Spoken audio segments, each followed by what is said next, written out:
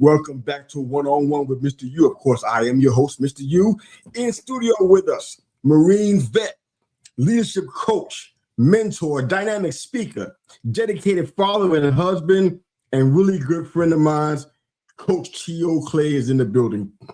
Oh, man, how you doing, brother?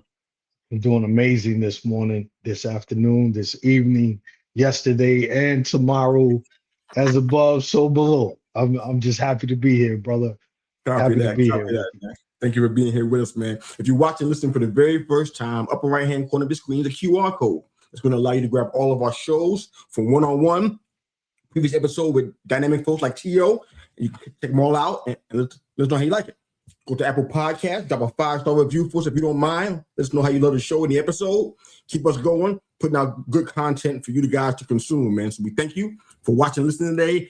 Let's get into our convo for today. So this is my brother right here. We're going to go in a little bit because we got a lot that we talk about, that we know about each other, and we're learning, and we just been through several common experiences, man. But kind of give me a little bit of a background on you, brother. I know you got a deep childhood story. I want to hear that, and kind of how you got from there to where you are right now, man, in short. But share your story about your childhood, how you came up, man. What's that like?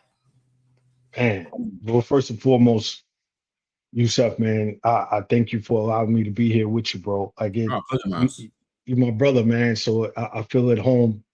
And anytime I have the opportunity to speak, man, I'm very grateful. I'm very deliberate in the gratefulness of it, man. And I've been in that season, I would say, for the last, few weeks, man. I mean, I've been grateful, yes, but I'm just saying, really chiseling down, Yusuf, the last couple of weeks on gratitude and how I display that. And I keep going back to the same drawing board. It starts with the root. It starts with the root of my people.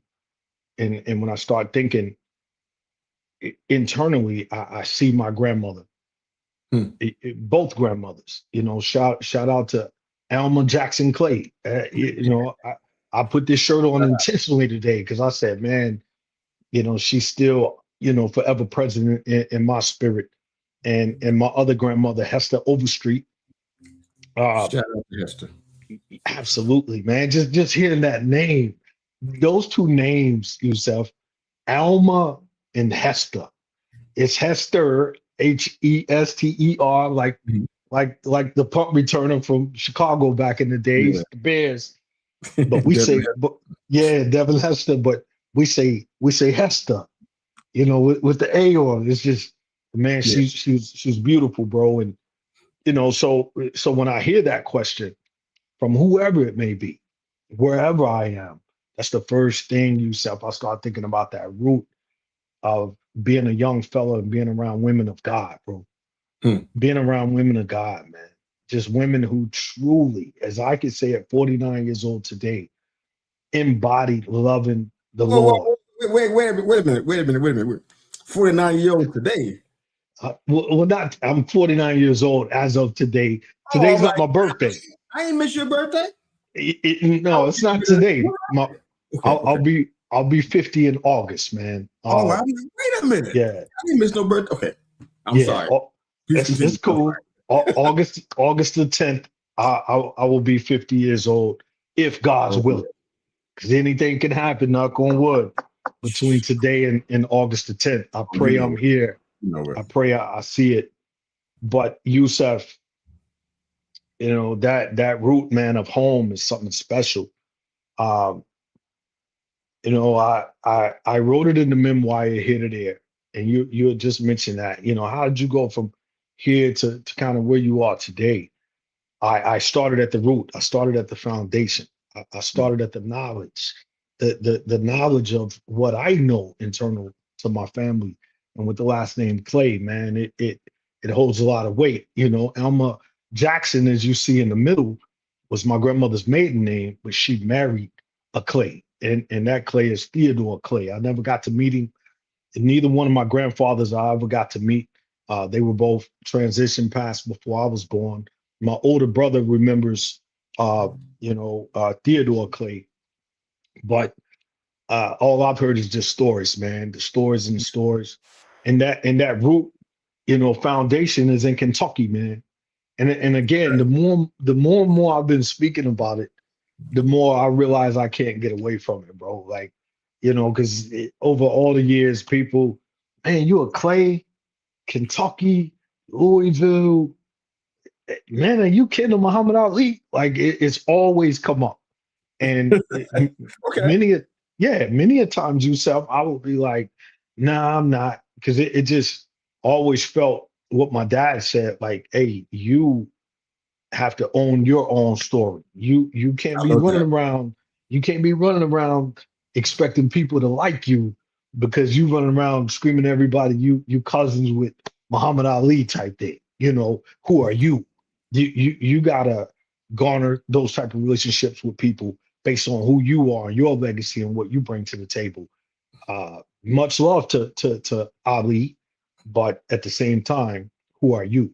So, man, it goes really deep. It also ties into Henry Clay.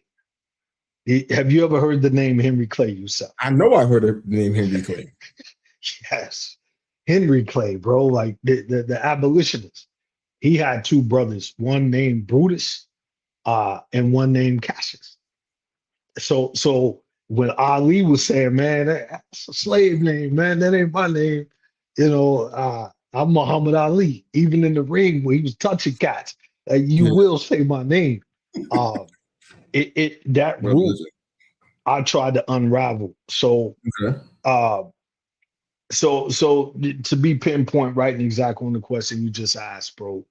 My root Clay from my father, Kenneth Joe Clay, who's been pastoring for over 60 years, give or take, Oh my somewhere along goodness. that Wow. time frame. Congratulations.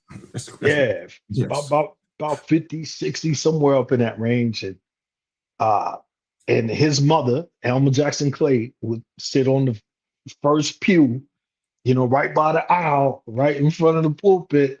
And she was there every Sunday morning, every revival, every Bible study, you name it. So seeing those images, on that side of the root, uh, man, it's no wonder how I'm sitting here talking to you about the prodigal return. So again, I kind of want to leave it at that for the sake of our time, because I could spend this whole segment No, you talking good. about it. But No, but you good. the prodigal, something in your spirit, it made you coin this live stream today. The prodigal Not because I know your returns. story. That's why. Because I know Yes, your story. And yes, you know what I'm saying? I think it's going to be valuable for people to hear it. I want them to hear what it yes, means for you to be in the seat of the prodigal, because I see prodigal differently than some people. There's yes, two sides of it for me. One side is that, the one you hear about all the time. The person left home early or before their time, and they went out there, got into some scripts and whatever, and then they return home to step into whatever calling and destiny looks like. Another side yes. is like the person who said, you know what? I don't trust God's timing. Mm, I don't want to wait for what belongs to me. I want mine right now. that's it. Even if, no matter what it costs me, I still want it now. So this Yes. two sides of the prodigal for me, but I want to focus more on the other side, the more common side. Do you consider yourself a prodigal? I do, Yusef, 100%, bro. Like when we were down in Tampa, Florida, uh, a couple weekends ago, Yusef, you've heard me speak before, and a lot of times that excuse me, that prodigal, it takes over. Like Hmm. it literally takes over. I can prepare what I'm gonna speak about, and I know I'm gonna chip off the old block when it comes to the pops. He's been ministering, preaching for so many years, and I talk to him a lot. Like he's my personal speaking coach. It's my pops, because I have from knee high toddler, I've seen him speaking to people. Okay. And I saw him speak in his most honest way. Saturday night he'd be in his pastor study with the old school yellow tablet with the lines on it, and he'd be writing, and then he'd go upstairs, go to bed. And I'd sneak in there. Oh, he's gonna be talking about Daniel and the Lions Den tomorrow. I got you. Yusuf, I got him. So I walk into the church next morning. I'm thinking I'm one up on everybody, Yusuf, because I know what Daddy gonna talk about. Man, he start, man, getting that spirit of the Holy Ghost. Uh he might start talking about Jesus is a phone call away, whatever it may be. And I'm sitting in the back like, man, he ain't said one word about Daniel.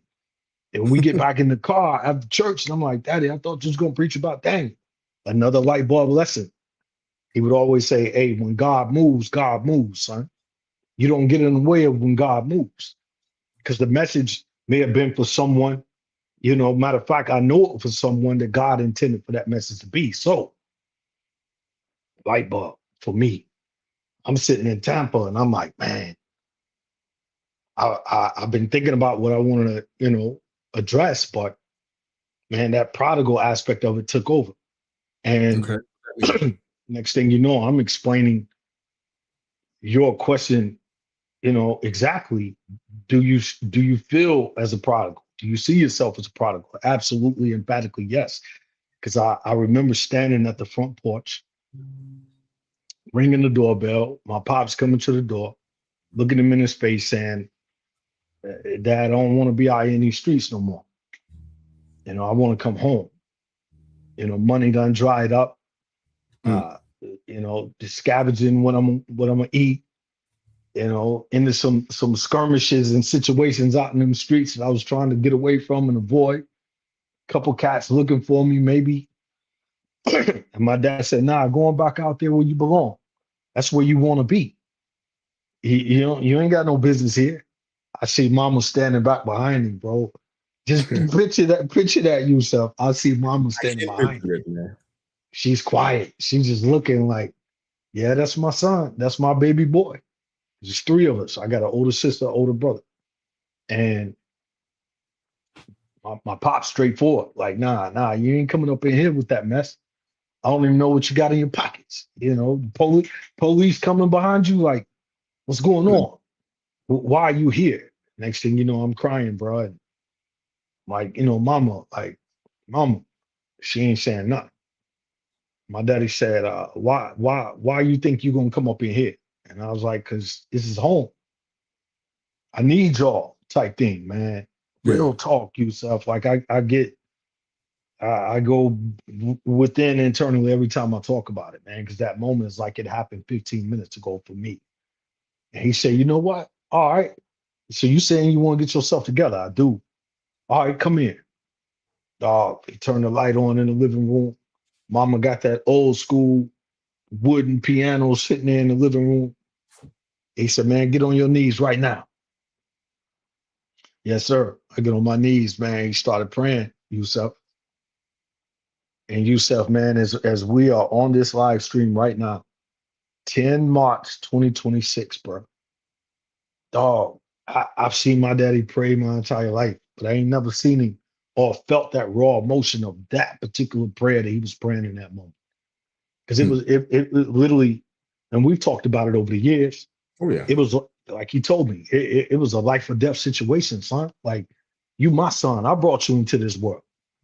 And no matter how much I tried to keep you, you still strayed and went on the path you went. And in that prayer, that was the only thing left. I knew to give it to God in the best way I know how. And I just remember he was praying out loud, man. He was stroking the back of my neck, Yusuf. He was going from the bottom of my neck up. He just kept stroking my neck. He's come out of him, Satan. Come out of him. You will not take my son. Deliverance. Here we go. Yeah, and I started vomiting, Yusuf, and man, I started vomiting, bro. And I was dealing with weed, cocaine, crack, dealing with it, bro. That's what was running through them streets in that era of time. Yeah. I mean, obviously you got heroin and many other things. None of the crap, we talking about today, fentanyl and all that. Back then, that's what it was. And when I vomited, like I was telling him down in Florida, bro, it looked like dog vomit. I just remember real sudsy, just white, sudsy, just looked like snot, dog vomit. And it was like everything I'd ever inhaled in my life up to that point, getting high, and anything I snorted in my nose, bro, it seemed like it all came out. And that was in late 1997. Like I want to say that either November or December of 97. And to wrap it up, bro, like I just said, it's March 10th, 2026, bro. I've never touched it since. I love it. From that prayer, bro. Yeah.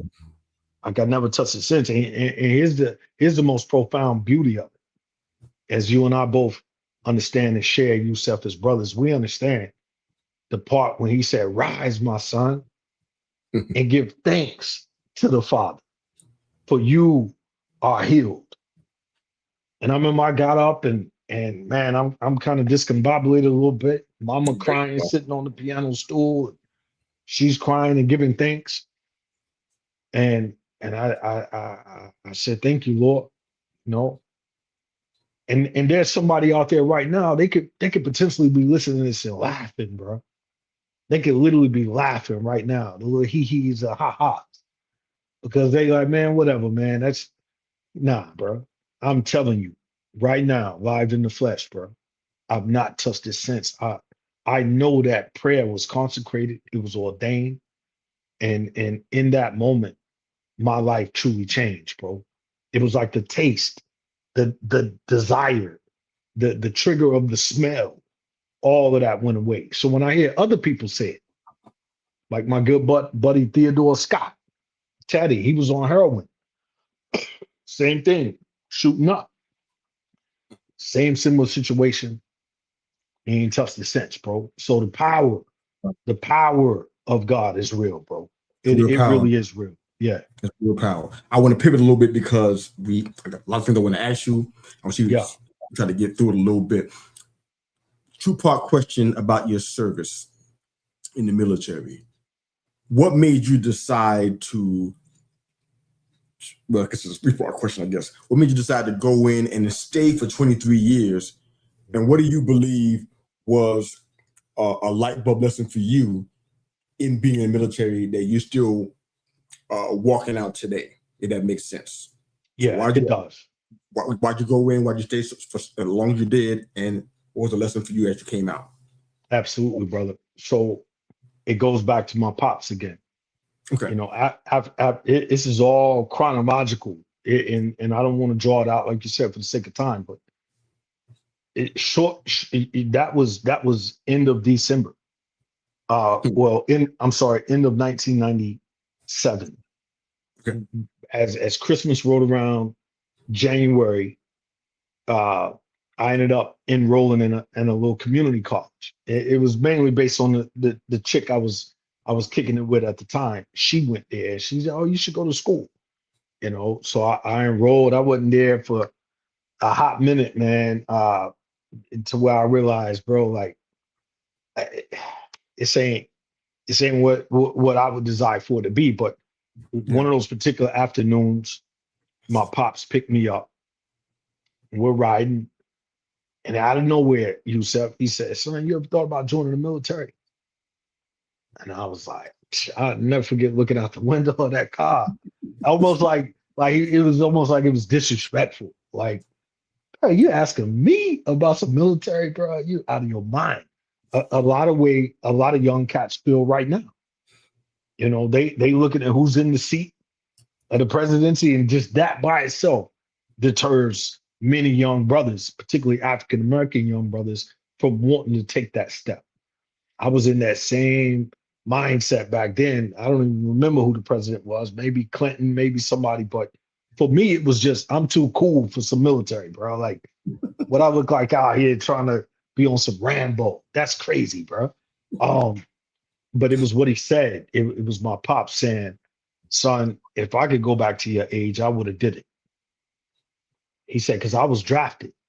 But the only reason why I didn't go is because a young Caucasian girl that was in one of my classes, mom worked down at the courthouse. And when she saw my name on the roster, she asked me if I knew her daughter. And I told her yes. Once I told her yes, she was like, yeah, my daughter talks about you all the time. She said, you're a good color. Exact words out of my pop's mouth. And she said, son, do you really want to go to the military? And my dad was like, I mean, if I don't have to go, I mean, and she signed something, said, go see that man over there. He took the paper over to that man. That man said, you're free to go. You're flat-footed. We don't want you. And my dad walked out of the courthouse. So he said, if I could go back to that moment, I would have did it. I wouldn't have did what I did, son. And we're right. He's driving. I'm looking out the window, bro. Me mugging. And he said, one thing the military will do for you to make a man out of you, you'll get to see the world, son. You'll learn things that, as your father, I've tried to teach you, but we know sometimes a hard head make a soft butt, and all the trouble problems. Yeah, he's like, everything you've been into, they ain't gonna put up with that mess if you go there.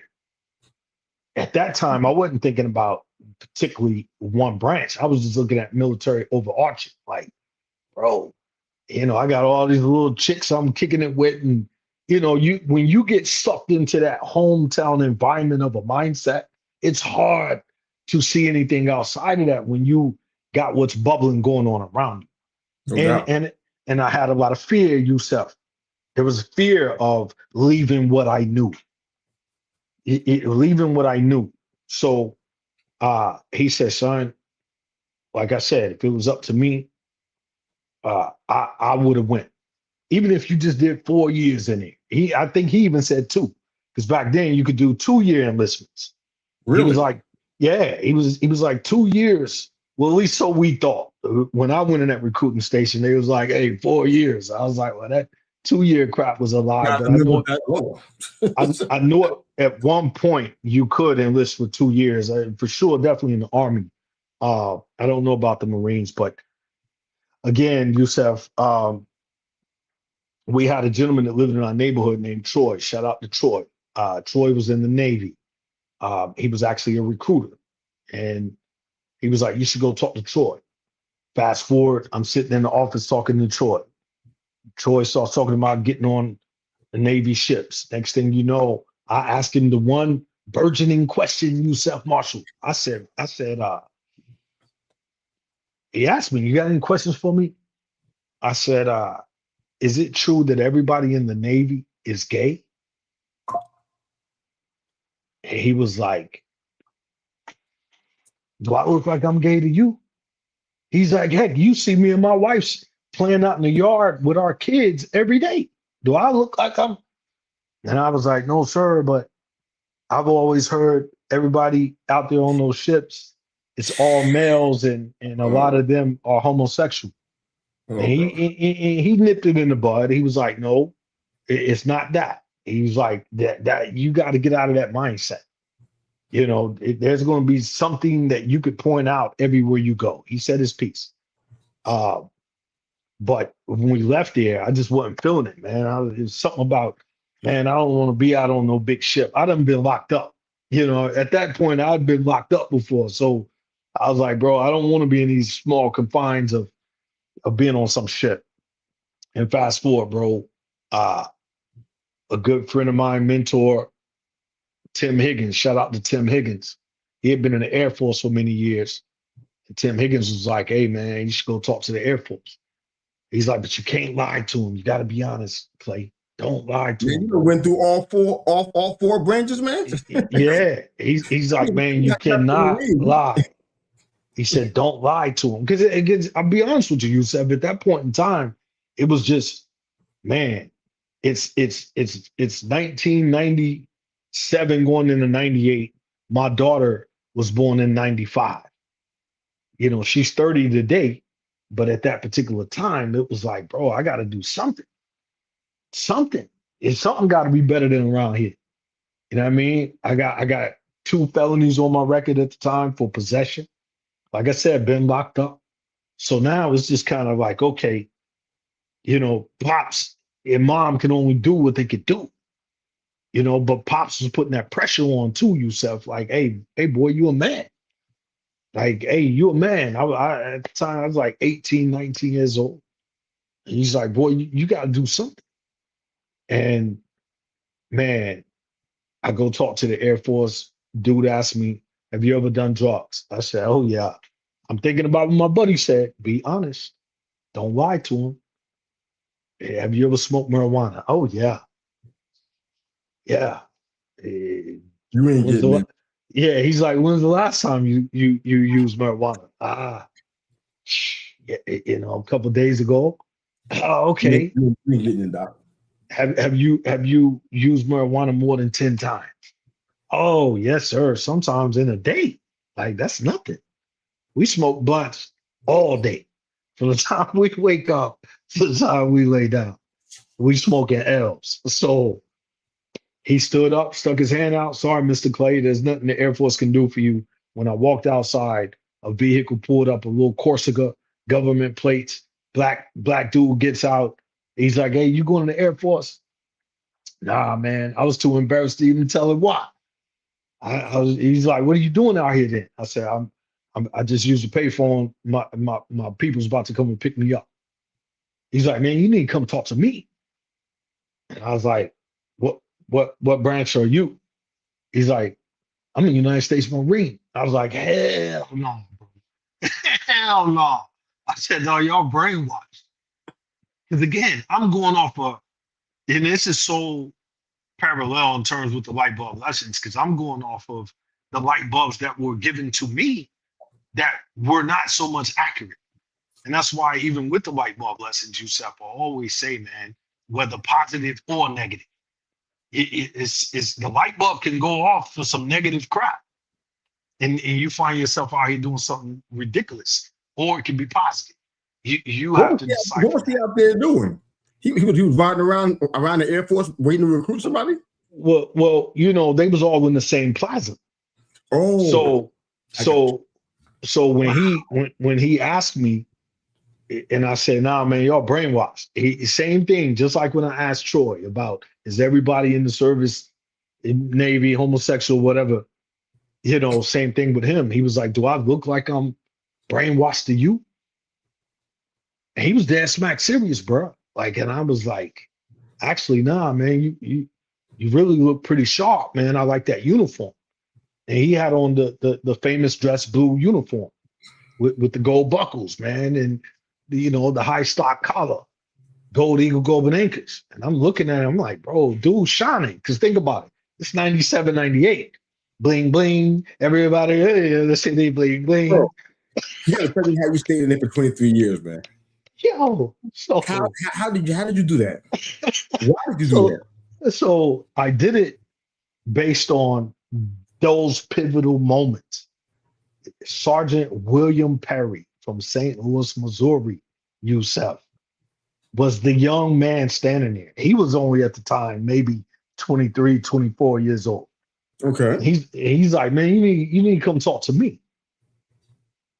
Matter of fact, you could call your dad from my office and tell him come down on this side of the plaza and pick you up. I said, all right, man, bet. We walk up in there. He was like, he said, man, I want you to take these little placard cards, these little plastic square cards. He said, I want you to take these. I'm going to scramble them up like dominoes. And I want you to put in order from top to bottom what each one of these means to you. And I promise you, bro. He said, I got to go in the back and grab something real quick. I'll be right back.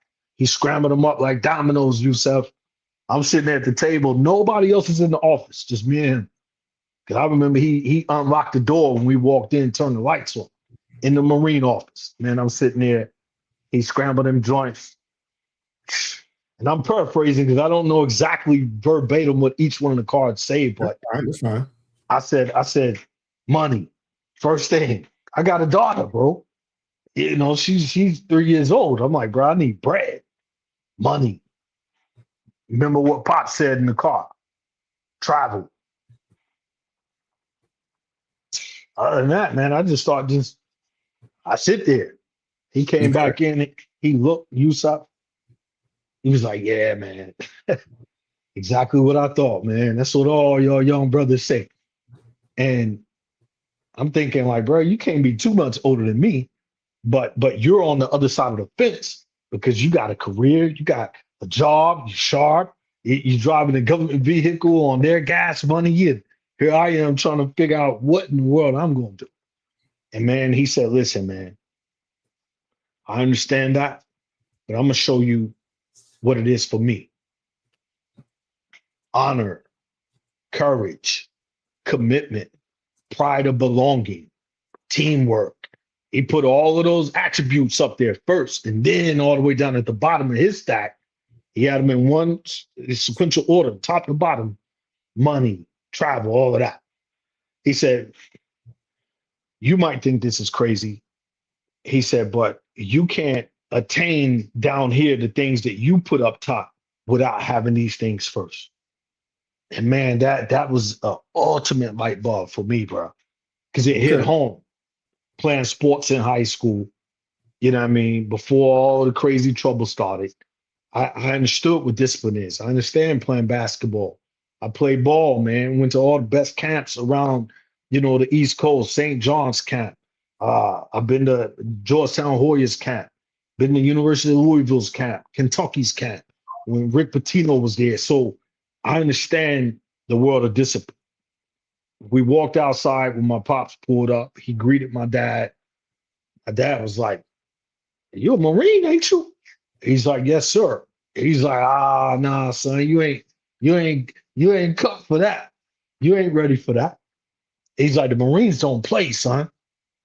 And no disrespect to the other branches, but hey, the Marines don't play. You got to be for real, for real. If you talking about being a Marine, hey, they the first ones to go. And I remember that same fear, bro. That same fear. Hearing my daddy say it gave me even more fear. Cause he was like, hey, they the first ones to go, Yusuf. Yeah. They the first ones. Like what we see right now, Iran. You gotta tell me you stayed for I know you went, bro. 23 years. So I'm gonna give you the short, easy answer, bro. Cause man, you my brother, dog. We can sit here and have these conversations all day and forget we can sit here and forget that we're streaming and that somebody's watching this, bro. Because it's just so I can't let that happen. But that's right. It's a natural, it's short burst, bro. Again. And if you're rocking with us out there today on the one-on-one, brother Yusuf, man, we appreciate y'all. Like all jokes aside, man, and hopefully, if you got somebody in your family, your young brother that's sitting in that cahoot of what should he do or what she should do, I'm telling you, these LightBulb lessons are real, man.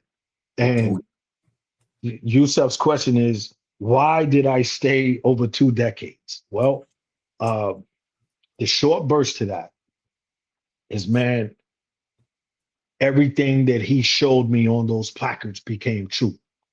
Everything, bro. The travel, man, I've seen the world, Yusuf. When you seen the world, bro, you view the world differently. Like I said, when you in this bubble of your environment, and that's all you know, and that's all you see, a couple towns over, or what I mean, a state over, maybe even going all the way down to Florida for the summer and coming back up top where you're from or whatnot. I've seen the world, brother. So have I seen every square inch? Within my spirit, yes. But within the physical eye, no, I haven't. But I've seen my share.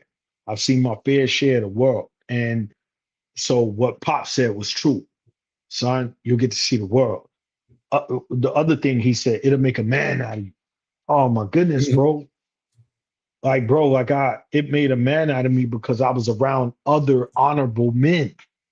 I was around, I guess my cousins all was like, hey, bro, it ain't no blacks in the Marines. Like, there's no blacks in the Marines. As a matter of fact, keeping it a buck, they was like, man, them white boys gonna F you up, bro. As soon as you get in there, them white boys gonna F you up.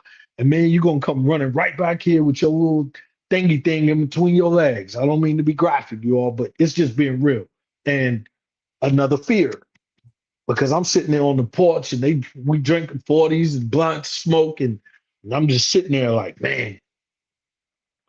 But what I had to do, I had to say, hold up, none of them other than one gentleman that was sitting on that porch. And shout out to him. His name is Bunky. Shout out to Bunky. Rest in power to my man Bunky. Bunky served in the Marine Corps. And I remember speaking to him about his journey within the Marines. I think he only did 4 years, got out, stayed down in Miami, and started another journey. But, you know, I had a sense of gentlemen around. Darren Smith, Quick, shout out to Quick, Tim Higgins. There was many brothers that was older than me that had went off to the service, but they had all, majority of them came back. Only a very few that still ain't went back. And not to say that we don't love home, but making a man out of you, a man, your home is where you lay your hat, bro. You know, my hat's in Georgia. I met a beautiful woman. Yeah, you're right, bro. Man, but truth be told, bro, like 2 decades, man, I was enjoying it. I was seeing things, man.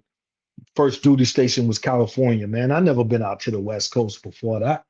Yeah, I get out there summertime with Tim's on, with the Tom Flappy hanging, with the ill NY Yankee cap on, man. Yeah, Lord. Hey, that's a whole nother conversation.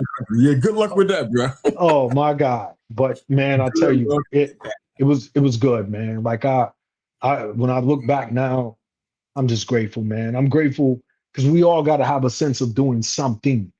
And I'm seeing that now, you know, working with different people in this leadership coaching space. Yeah. They're still, you know, what I would say almost in their second childhood, bro. It's like you're 56, you know, but you never really doubled down on that one thing. Just like we're saying here, one-on-one, that one thing. I'm glad that I had some sense of courage with all of that fear to take the deep dive leap towards that one thing. So now I can sit back and I can enjoy the fruits of that labor of knowing that, bro, I dedicated, you know, that time in service, met a lot of great people along the way, along the journey. But more important, prodigal wise, I found myself, bro. All the things that I love was there. I could play football on the weekends with the other Marines. I could go hoop every day after work. And some of the best battles I ever had on the basketball court was with Marines. I'm not saying jail style ball, but man, because you got people, it's a melting pot from all over the globe. Well, yeah, somewhat, yeah, but you know what I mean. You got brothers from Florida, Texas, brothers from Chicago, and only the best of the best is going to get on that court. So it was like all the things that I had lost in translation of the drugs and running the streets and loss of identity. I found all of that. And obviously getting promoted, and you know, the Marine Corps is like any other entity. They're gonna always dangle it over your head, man. You like the little greyhound chasing the rabbit on the track. Same thing. You know, they're gonna always, okay, what's next? And I'm just grateful. I made it to the highest rank, man, E9. I saw that vision when I was in boot camp in 1998. Once I was able to physically see that, man, if I do the right thing, if I try to operate in a righteous mindset, not saying holier than thou perfect, but man, if I strive to do the right thing, I already tasted what the wrong thing is. I physically seen it come up out of my mouth onto my mama's nice carpet in the living room. I saw it. And I saw once God removed that, why would I keep doubling down on the negative? Let me double down on some of this positive over here, bro. But to go that route, some things you got to let go. And we talk about it all the time, man. People, places, and things, man. Some people you got to let go, bro. Some places you can't roam no more. You know, some things you can't absorb, you can't do. So and sometimes for the people who still operating within those people, places, and things, on the negative side of the track versus the positive, they could see that as arrogancy.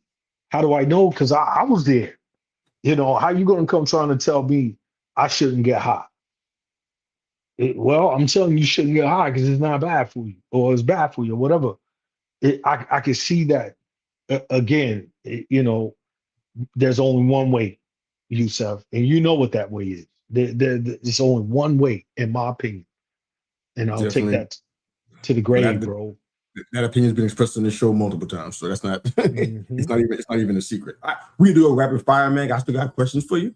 Yeah, sure. Rapid fire, man. Hey, bro. I can't have Miss Clay looking at me sideways. I can't have that. This could be part. This could be part one. Huh? I said this could be part one. Part one. You can't have Miss Clay getting on me, all right? Right. I don't need that heat in my life, okay? Hey, she know we speaking about the goodness of God down here right now, so she know that's okay. You better get that thing clear over there. Like Stephen Miller say, bro. Where two or three gather, Okay, all right. I don't need no problem. So get that thing clear on your side, all right? That's all I'm saying. Get it straight over there. Cool. But for you, man, biggest challenge, rapid fire, as a father and a husband. What do you think the biggest challenge has been for you? Man, rapid fire, biggest challenge as a father and a husband. Self. Explain.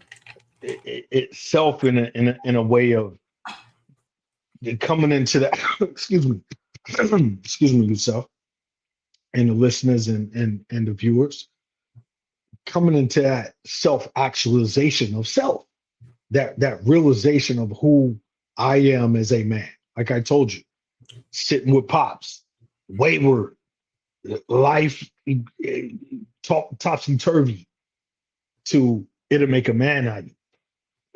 Now, when I say it, do I give all credence and credit to the Marine Corps of me being the man I am today? No. It starts back here, brother. Like I originally said, it starts back to the root. I was just put in a position. I understand my position. I understood in the military, like my dad said, you screw this up, son. Hell, it ain't nothing left. If you're going to do anything right, at least try to do this right. So same goes for my children. I want to do right by my children. Me and my wife had an amazing conversation 2 days ago when we were talking about young fellas without their father. Something that we talk about on the Men's Roundtable series quite often. Shout out to all of them brothers.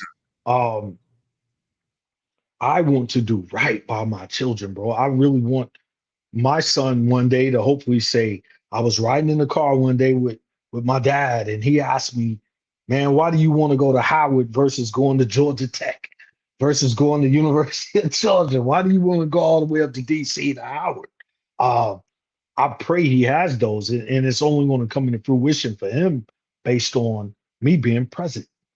So challenge-wise, if you're going to go all in for anything that you do, in my case, United States Marine Corps, if I want to make it to the top, E9, top of that ladder, I got to go all in. I can't do what the average does. I got to go beyond the average, bro. I got to run on the weekends when everybody else is running, and I know they're running, so I got to go further than what I know they're running. Because we're all in an even Kahoot playing field here. I got to do the things necessary, like Jerry Rice, bro. Jerry Rice was so dope on that field and is considered arguably the best receiver of all time because Jerry Rice was constantly out there running them California dang on hills, bro. So if he's constantly doing like this, and then when he gets on the field on Sunday, he's doing like this, come on, man. I can't make it up. So, and I know you love football, Yusef, them Giants, if I got to say my top 15 quarterbacks of all times, I'm throwing Eli Manning in there. I'm throwing in one of the greatest plays ever was that scramble when they was pulling him and he flicked it off somehow and he still got it off, bro. That you have to operate that same way for your children. And I got brothers that do that, man. Shout out to Ross Blaine, man. Shout out to Evans Janvier. Those two guys, I always say, are the dopest, most outstanding fathers I've ever met in my entire life. Those two dudes. High praise. It's really high praise, man. The challenge is self, man. Coming into that actualization. And I say this from the leadership coaching hat. I know every brother out there that could potentially be listening to this right now. If you're not in that position, bro, and I'm talking to you directly, whoever you are, man, black, white, Puerto Rican, Mexican, it don't matter. If you have a child, regardless of age, bro, you still have a choice. Many of us brothers, I believe we get to that point where we let the relationship with the mom start making the decision in terms of how we are with our children.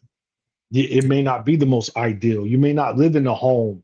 Your child may be in another state, but you still have a choice. You got a choice, bro. Even if you go to the police station and say, hey, my son lives on 12 Lenox Ave. I'm just going to pull up because I just want to be close to my son. I'm not going to go in the house. I'm not going to ring the doorbell. No relationship with the mom. She hates my guts, but I just want to be close to my son. I'm not trying to stalk him, spy on him when he's walking to the bus, but you have a choice because that child one day is going to say, and I've heard you say it, Yusef, like, why, what was it about me that you really didn't want no part of? Whether you're a grown man and you have the opportunity to look at your biological, those things are so real. So we all have a choice, bro. So it's self, man. It's self. Yeah. Yeah, this is good, brother. We like we said earlier, we can always talk about a whole bunch more stuff, man. But we gotta go ahead and shut it down, man. But thank you for your time and being here, and you're definitely a dynamic, motivational speaker. There's no question about that part. Fantastic husband, father, leader, entrepreneur, professional, man. You doing all of that stuff and then some, man, and the mentor part and the personal development part as Coach T.O., man. So thank you for being here and being a part of this conversation. It means so much to me. You mean so much to me, man. So thank you for being here. Shout out to Siobhan jumping in. Show was over. You jumping in on late. I don't know what that's about, man. I'm gonna deal with that. I ain't got nothing to say on that. All right, but thank you again for being a part of my life and a part of this show, man. We're gonna do this again real soon, brother. For you guys watching and listening, upper right-hand corner of the screen is your QR code. Grab that so you can check out all of our one-on-one episodes like this one and many more to come. God bless you guys. Thanks for watching and for listening. That's Coach T.O. Clay. I'm Mr. U.